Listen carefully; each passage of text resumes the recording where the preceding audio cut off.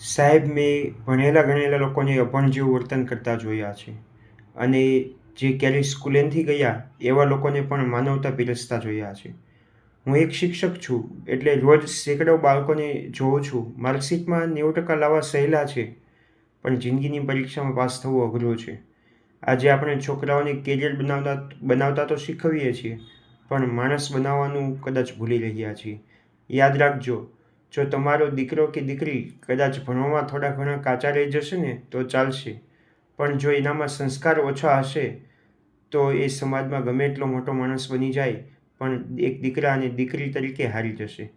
Degree તો કાગળનો ટુકડો છે, અસલ ઓળખ તો આપણી બોલી અને વ્યવહાર છે. તમે જ વિચારો, છેલ્લે ક્યારે તમે તમારા સંતાનને માર્ક્સ પૂછવાને બદલે એવું પૂછ્યું હતું કે બેટા આજે તે કોઈને મદદ કરી? જો તમને આ એક શિક્ષક તરીકેની મારી વાત સાચી લાગતી હોય તો દરેક મા બાપ સુધી આ વિડીયોને અવશ્ય પહોંચાડજો અને આ વાત સાથે સહમત છો કે નથી તે અવશ્ય જણાવજો. જય શ્રી કૃષ્ણ.